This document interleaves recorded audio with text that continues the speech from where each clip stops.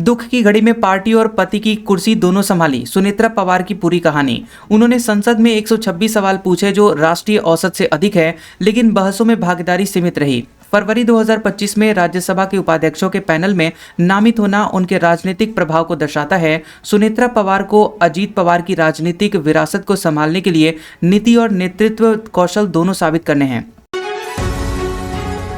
इधर शपथ ले रही थी सुनेत्रा पवार, उधर अजीत दादा अमर रहे के लग रहे थे नारे। सुनेत्रा पवार महाराष्ट्र की पहली महिला उप मुख्यमंत्री के रूप में शपथ लेकर अपना कार्यभार संभाली हैं। अजीत पवार के निधन के बाद एनसीपी अजीत गुट ने सुनेत्रा पवार को पार्टी का नेता चुनकर उप मुख्यमंत्री बनाया। अजीत पवार का विमान दुर्घटना में निधन हो गया था। वे बारामती में सभा को संबोधित करने जा रहे थे।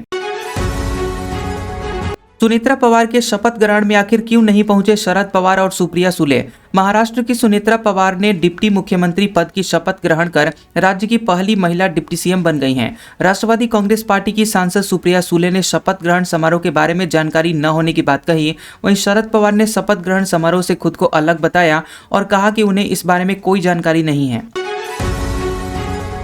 होर्मुज जल डमरू मध्य में अमेरिका ईरान के बीच खुला नया फ्रंट। 5 फैक्ट से समझे युद्ध कितनी दूर। होर्मुज जल डमरू मध्य फारस की खाड़ी और ओमान के बीच स्थित एक जलमार्ग और विश्व तेल व्यापार का महत्वपूर्ण हिस्सा है। ईरान ने रविवार और सोमवार को इस जल डमरू मध्य में वास्तविक गोलीबारी का नौसैनिक अभ्यास करने की योजना बनाई है। होर्मुज जल डमरू मध्य से अधिकांश तेल और गैस एशियाई बाजारों में जाती है और इसका कोई वैकल्पिक मार्ग नहीं है। नेहरू इंदिरा ने भी पेश किया बजट, पर यह बड़ा रिकॉर्ड निर्मला सीतारमण के नाम। भारत का बजट सफर 1860 से डिजिटल दौर तक पहुंचा। शाम 5 बजे से सुबह 11 बजे ब्रीफकेस से बही खाता तक। मोरारजी देसाई ने सबसे ज्यादा 10 बजट पेश किए, जबकि निर्मला सीतारमण ने सबसे लंबा भाषण और लगातार रिकॉर्ड बनाए। ब्लैक बजट, हलवा सेरेमनी और रेलवे बजट मर्ज जैसी परंपराओं ने बजट को सिर्फ आंकड़े नहीं बल्कि इतिहास बना दिया। डेरा सचखंड, बल्ला और पंजाब की सियासत आखिर क्यों अहम है? पीएम मोदी का जालंधर दौरा। प्रधानमंत्री नरेंद्र मोदी 1 फरवरी को संत रविदास जयंती पर जालंधर स्थित डेरा सचखंड बल्ला का दौरा करेंगे। डेरा सचखंड बल्ला के अनुयायी देश और विदेशों में लाखों में हैं और इसका प्रभाव पंजाब के बाहर ही भी फैला हुआ है। रविदास जयंती पर जालंधर में लाखों श्रद्धालु पहुंचते हैं और सभी प्रमुख दल इस अवसर पर आशीर्वाद लेने आते हैं। Epstein files part 2, Elon Musk से लेकर एक देश के राजकुमार तक का जिक्र। अमेरिकी न्याय विभाग ने जेफरी एपस्टीन से जुड़े हुए 30 लाख पन्नों के दस्तावेज जारी किए हैं। ट्रंप पर यौन उत्पीड़न के आरोप एफबीआई तक पहुंचे थे, लेकिन न्याय विभाग ने उन्हें झूठा बताया। बिल गेट्स पर एपस्टीन ने अवैध संबंधों और ड्रग्स की मदद के आरोप लगाए थे, जिन्हें गेट्स फाउंडेशन ने खारिज किया है। नीट छात्रा मौत मामला, घटना से लेकर सीबीआई जांच तक, जान लीजिए क्या है पूरी टाइमलाइन। बिहार सरकार ने पटना में नीट छात्रा दुष्कर्म मौत मामले में जांच सीबीआई से कराने का प्रस्ताव केंद्र को भेज दिया है। मामले में लापरवाही के आरोप के बाद चित्रगुप्त नगर थाना की एसएचओ को तत्काल प्रभाव से सस्पेंड किया गया था। विपक्ष ने बिहार सरकार और पुलिस प्रशासन पर जांच में देरी और निष्पक्षता से समझौता करने के आरोप लगाए हैं। डीजीपी ने हम लोगों को धमकाया, सीबीआई जांच पर भरोसा नहीं। पटना नीट छात्रा की मौत मामले में परिवार का गंभीर आरोप। पटना नीट छात्रा की हत्या की सीबीआई जांच के लिए केंद्र सरकार से आग्रह किया गया है। मृतका के परिवार ने बिहार सरकार और पुलिस प्रशासन पर भरोसा न होने की बात कही है। परिवार ने आरोप लगाया कि मामले को दबाने की कोशिश की गई, जिससे निष्पक्ष जांच पर सवाल उठे हैं। नालंदा में दरोगा की दबंगई, महिला को बाल पकड़कर खींचा और मारा थप्पड़। नालंदा के थथरी थाना क्षेत्र के दीरीपुर गांव में थानाध्यक्ष ने एक महिला को बाल पकड़कर खींचा और थप्पड़ मारा। थानाध्यक्ष संजय कुमार राम बच्चन प्रसाद को गिरफ्तार करने के उनके घर पहुंचे थे, जहां महिला ने पुलिस से सवाल किया था। महिला आंगनबाड़ी सेविका विजय सरस्वती ने पुलिस के रात में आने पर आपत्ति जताई थी, जिसके बाद विवाद हुआ। दिल्ली के सबसे महंगे इलाके में से एक में हड़पते थे जमीन। दिल्ली पुलिस ने कुछ यूं किया गिरोह का भंडाफोड़। दिल्ली पुलिस ने ग्रेटर कैलाश इलाके में जमीन हड़पने वाले गिरोह के 3 सदस्यों को गिरफ्तार किया है। गिरोह फर्जी दस्तावेजों से बुजुर्गों की प्राइम रिहायशी संपत्तियों पर अवैध कब्जा करता था। शिकायतकर्ता ने अखबार में अपनी जमीन पर गिरोह का फर्जी सार्वजनिक नोटिस देखकर पुलिस को सूचना दी। हुमायूं कबीर के मंच पर ओवैसी की पार्टी की एंट्री, बंगाल चुनाव में तीसरा मोर्चा बनाने की बड़ी कवायद। हुमायूं कबीर ने बंगाल में टीएमसी बीजेपी के खिलाफ तीसरे मोर्चे के लिए एआईएमआईएम, लेफ्ट और कांग्रेस और आईएसएफ को न्योता दिया है। ओवैसी की एआईएमआईएम ने हिस्सा लिया, पर लेफ्ट, कांग्रेस, आईएसएफ ने दूरी बनाई। फिर भी बातचीत जारी है। 15 फरवरी तक गठबंधन के दरवाजे खुले रखने का ऐलान है और इसके साथ ही बंगाल चुनाव से पहले तीसरे मोर्चे की चर्चा तेज हुई है। कोलकाता के ओली पब में मटन ऑर्डर किया, वेटर ने परोस दिया बीफ, ब्राह्मण इन्फ्लुएंसर ने जताई आपत्ति। कोलकाता के ओली पब रेस्टोरेंट में मटन स्टेक ऑर्डर करने पर गलती से बीफ स्टेक परोस दिया गया था। स्थानीय इन्फ्लुएंसर सायक चक्रवर्ती ने बिना बताए बीफ परोसने पर धार्मिक और सांस्कृतिक असहमति जताई। रेस्टोरेंट के स्टाफ ने मामले को गंभीरता से नहीं लिया और मैनेजर ने माफी को मजाक के रूप में पेश किया। अपना वर्चस्व खोने की आशंका में एनसीपी नेताओं ने आनन फानन में सुनेत्रा पवार को बनाया उप मुख्यमंत्री। सुनेत्रा पवार महाराष्ट्र की डिप्टी सीएम बन गई हैं और पार्टी के फैसले के पीछे कई कारण बताए जा रहे हैं। शरद पवार ने कहा कि अजीत पवार दोनों एनसीपी धड़ों का मर्जर चाहते थे। शरद पवार ने कहा कि परिवार की बिना मर्जी के सुनेत्रा पर फैसला लिया गया।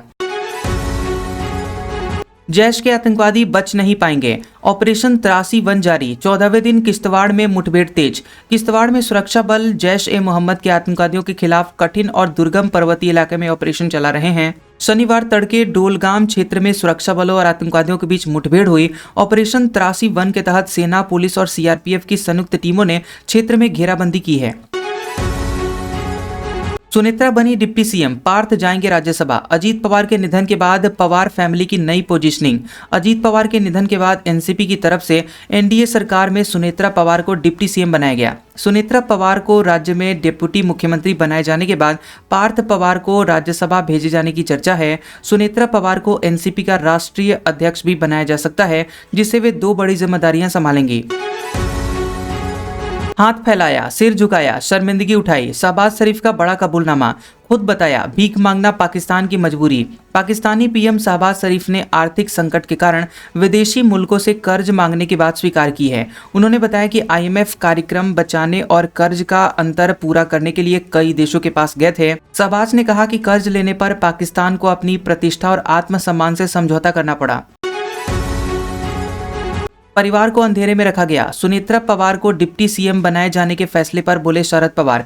एनसीपी के दोनों गुटों के बीच बातचीत सकारात्मक दिशा में आगे बढ़ रही है। अंतिम निर्णय नेताओं पर निर्भर है। शरद पवार ने कहा कि अजीत पवार और जयंत पाटिल बातचीत में सक्रिय थे। अंतिम निर्णय जयंत पाटिल को सौंपा गया है। सुनेत्रा पवार के मुद्दे पर एनसीपी ने निर्णय लिया है। पवार परिवार को इस प्रक्रिया में शामिल नहीं किया गया।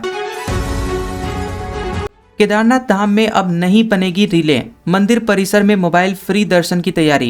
केदारनाथ धाम में दर्शन के दौरान मोबाइल फोन और कैमरे के इस्तेमाल पर पूर्ण प्रतिबंध लगाया जाएगा। बद्री केदार मंदिर समिति और रुद्रप्रयाग जिला प्रशासन ने मोबाइल बैन को लेकर सख्त कार्य योजना तैयार की है। उल्लंघन करने पर भारी जुर्माना लगाया जाएगा और मोबाइल प्रवेश से पहले जमा कराना अनिवार्य होगा। 4 साल से एक्टिव था मॉड्यूल, कॉफी चेन के आउटलेट को उड़ाने का था प्लान। लाल किला ब्लास्ट में बड़े खुलासे। दिल्ली लाल किले के कार ब्लास्ट की जांच में 4 वर्षों से सक्रिय असंगठित आतंकवादी मॉड्यूल का पर्दाफाश हुआ है।